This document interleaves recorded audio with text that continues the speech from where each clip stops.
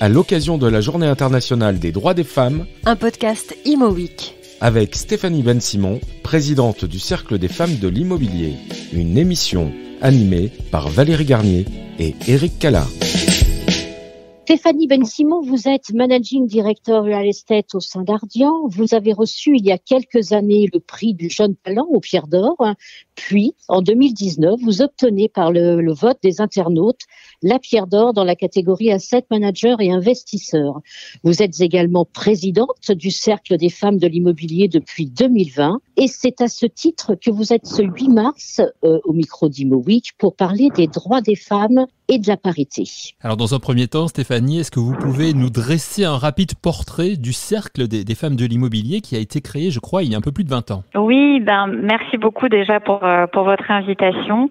Et effectivement, le Cercle des femmes que j'ai la chance de représenter et dont je peux vous parler aujourd'hui, c'est une association qui a été créée il y a plus de 20 ans aujourd'hui, donc qui était finalement assez en avance sur son temps, puisqu'il y a plus de 20 ans dans l'immobilier, on va dire que pour les femmes, c'était assez compliqué, elles étaient très en minorité. Aujourd'hui, c'est une association qui regroupe plus de 90 membres et qui représente notamment tous les métiers de l'immobilier, notamment l'investissement, la promotion, l'architecture, le conseil, etc. Donc, on a vraiment parmi nous toutes les femmes dirigeantes du secteur. C'est un cercle qui a vraiment pour objectif d'unir les femmes entre elles, de partager évidemment nos réflexions sur nos métiers, évidemment aussi d'accompagner aussi les jeunes femmes et les jeunes talents, puisque nous avons créé il y a plus de 10 ans maintenant le Cercle Complice, qui est un cercle associé au Cercle des femmes et dont l'objectif est vraiment d'accompagner les femmes, de les mentorer et c'est d'ailleurs un cercle dont je suis issue à l'origine et qui m'a fait connaître le Cercle des femmes. Stéphanie, on est donc le 8 mars, c'est la journée internationale du droit des femmes. J'ai envie de vous demander, moi, qu'est-ce que vous inspire cette date chaque année? Pour moi, c'est au sens large une journée dédiée aux femmes où on se souvient de leur histoire, de ce qu'elles ont dû vivre historiquement, de comment elles évoluent et du fait aussi qu'elles représentent une large partie de la population et que leurs droits ont été un long combat. Et même si aujourd'hui on a parfois le sentiment d'avoir gagné beaucoup de batailles en termes de droits fondamentaux, je pense qu'il y a encore beaucoup de chemin devant nous et c'est pour ça que c'est important, surtout dans des moments de rupture comme on le vit aujourd'hui, de se rappeler le droit des femmes, ce que ça a été dans le passé, ce que ça doit être encore aujourd'hui et dans le futur. Par rapport à tout cela, est-ce que vous pensez et tout le travail qui reste à faire, que la parité est ou doit être un atout dans les entreprises et peut-être plus généralement au-delà de la parité, la diversité et la mixité? Alors déjà, j'ai envie de vous dire, quand vous me posez cette question,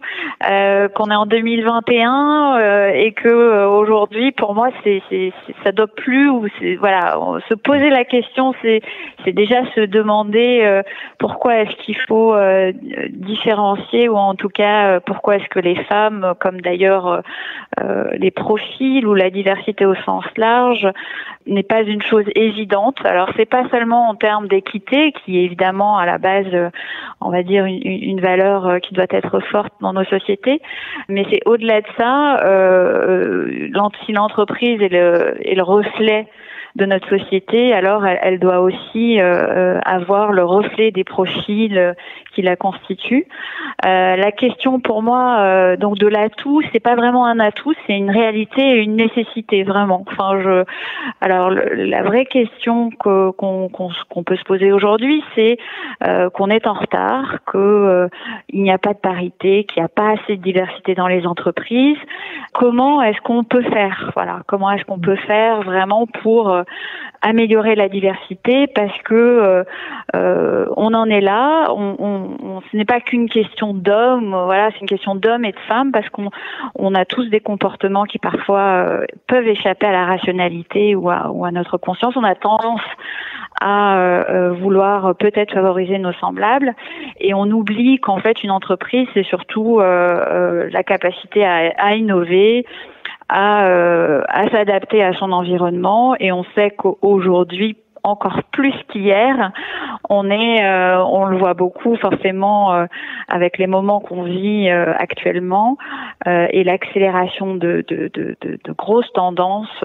Voilà, on voit qu'on est dans un monde qui bouge très très vite, et que ce qui était vrai peut-être il y a très longtemps où on était plus statique, aujourd'hui on a un monde qui bouge extrêmement vite, et on a besoin vraiment des talents qui viennent des femmes, des hommes, d'origine sociale. Enfin voilà, je pense que vous l'avez mentionné dans votre question. Je pense que la parité aujourd'hui, c'est pas juste une question d'hommes et de femmes. C'est une question qui est beaucoup plus large. Moi, je sais que au quotidien, dans mes équipes, dans les entreprises avec qui je travaille, quand je vois une diversité de profils, d'horizons, de cultures, je trouve que ça amène beaucoup de richesse et beaucoup d'adaptabilité dans des situations qui parfois sont compliquées. Et je pense très sincèrement que dans le secteur de l'immobilier, puisqu'on parle de cela, on a une responsabilité encore plus forte, puisqu'on dit qu'on fabrique la ville, et c'est vrai qu'on contribue à faire changer la ville et s'adapter en tout cas aux mutations de la société. Et on sait qu'aujourd'hui, des mutations, on en connaît beaucoup, et on va devoir vraiment s'adapter à différents modes de vie, de travail et de consommation, tout ce qu'on vit en ce moment et qui s'accélère beaucoup. Je pense qu'on peut pas fabriquer la ville par un petit nombre de personnes qui ne reflèteraient pas la diversité du monde qui nous entoure. Donc je pense qu'on a aujourd'hui vraiment c'est une nécessité, et je crois pas que pour les générations, quand je parle aux jeunes de mes équipes par exemple, je crois pas que c'est une question pour eux de savoir si c'est un atout ou pas, vraiment quoi. Je pense que c'est quelque chose qui sera beaucoup plus naturel et important. Ce qui est important aujourd'hui, c'est de faire changer des choses. On ne peut pas faire changer les comportements sans avoir une adhésion de tous. À l'occasion de la Journée internationale des droits des femmes, un podcast Imo Week avec Stéphanie Ben-Simon, présidente du Cercle des femmes de l'immobilier. Le réseautage, l'entraide, à votre avis, sont plus fréquents chez les femmes en entreprise, et ce réseautage et cette entraide sont-ils également une des clés du Cercle des femmes de l'immobilier ? Alors, au Cercle des femmes de l'immobilier, je dirais que ce qui est très fort, c'est partager certaines valeurs et avoir un appui mental sur certaines situations, de s'écouter, de s'échanger, de voir aussi qu'il y a des profils de grande réussite, de grandes professionnels au sein du cercle, et qui a un peu de rôle modèle. Ça, je crois que c'est quelque chose d'assez fort. Je suis pas sûre qu'en termes de réseautage, et ça c'est sans doute chez les femmes quelque chose de pas assez développé par rapport à beaucoup de clubs d'hommes. Je suis pas sûre que le réseautage c'est quelque chose qui est très développé au sein des clubs de femmes. Ce qui est sûr, c'est que l'entraide est là dans les moments difficiles, d'ailleurs qu'ils soient personnels parfois dans la vie des femmes ou professionnels. Et on est très attentive dans les moments, en particulier en ce moment, où il peut y avoir des difficultés, des moments de rupture où on sait que les femmes sont souvent les premières à perdre leur emploi. On est très très vigilante là-dessus à s'entraider sur ces sujets-là. Donc je dirais que oui, sur l'entraide, il est assez fort. Je pense que sur le réseautage, et ça je le vois d'une manière générale chez les femmes, il y a pas encore assez de alors est-ce que c'est une bonne chose, une mauvaise chose, j'en sais rien, mais en tout cas c'est pas comme ça que mentalement on est structuré, voilà. Et donc c'est sans doute quelque chose qu'il faut davantage développer dans les années qui viennent, quoi. L'entraide, oui, le réseautage, un peu moins selon vous. Ouais, en tout cas c'est ce que j'observe, et c'est vrai qu'au Cercle des femmes on a beaucoup mis en avant nos valeurs et étant un lieu de voilà entre nous de recueil et d'échange sur nos métiers et d'intérêt intellectuel davantage que de développement de business par exemple. Alors justement dans ce contexte que l'on vient de vivre, cette année particulière qu'est l'année 2020, vous évoquez l'entraide. Est-ce qu'il y en a eu au sein du Cercle des femmes de l'immobilier et ce contexte qui perdure aujourd'hui? À partir de ça, quels sont les projets du Cercle des femmes de l'immobilier? Oui, alors au Cercle des femmes de l'immobilier, on a constitué mais depuis très longtemps déjà, par les Joël Chauvin notamment, qui déjà il y a de nombreuses années a fait des comités de soutien, donc dédiés pour que évidemment ce soit dans un cercle plus fermé où certaines femmes quand elles ont des problèmes, elles savent à qui de manière assez confidentielle en parler. Donc il y a on va dire des groupes un peu de travail ou de comités séparés qui peuvent être là sur lesquels les femmes peuvent s'appuyer.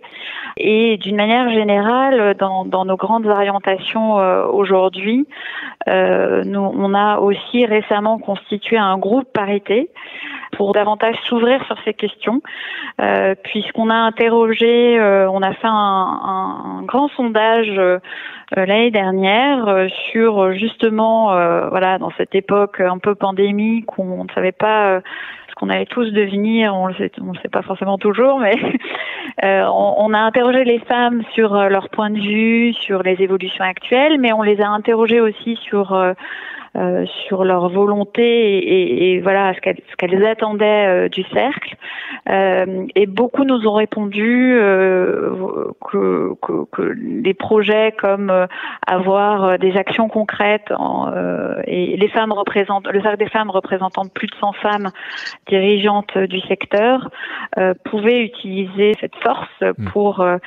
pour avoir de l'influence et donner des idées, des pratiques, etc. Donc nous avons constitué un groupe et nous avons pas mal d'idées, donc sans doute qu'on aura un certain nombre d'actualités dans les mois qui viennent à partager avec vous. Stéphanie, pour finir, j'ai envie de vous poser une question un peu provoque, je dois le reconnaître.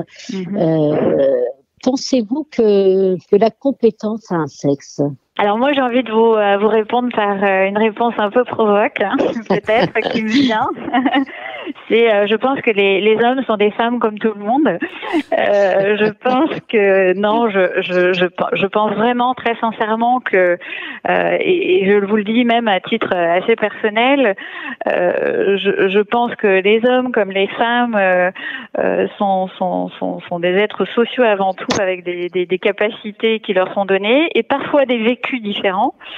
Je pense que c'est davantage le vécu, l'expérience et le déterminisme qui font la qualité professionnelle d'une personne, davantage que son sexe. Alors souvent les femmes peuvent avoir un vécu différent par leur histoire, parce qu'elles vivent au quotidien aussi, qui peut faire qu'on peut avoir un regard, on va dire assez différent ou qui peut être différent sur les choses. Mais moi personnellement, je ne me sens pas très différente d'un homme quand il s'agit d'un sujet professionnel. Je ne me reconnais absolument pas dans les stéréotypes qu'on peut me donner, et je vois beaucoup d'hommes, honnêtement, voilà, ou que je reconnais pas du tout dans les stéréotypes masculins. Donc moi je crois pas, vraiment quoi, je crois pas qu'il y a simplement pour les femmes à oser être elles-mêmes. Et oser avoir de l'ambition si elles le souhaitent. Et se sentir légitime aussi. Exactement. Et ça peut nous permettre de finir en musique, puisque vous avez, si je vous recite Stéphanie, vous avez dit les hommes sont des femmes comme les autres. C'est aussi le titre d'une chanson qui est interprétée par Marc Lavoine et Princesse Erika. On peut finir en musique, justement. Eh ben, super. Allez, allons-y. Merci beaucoup. Merci Stéphanie Ben-Simon, merci à vous. Je vous en prie, à très vite.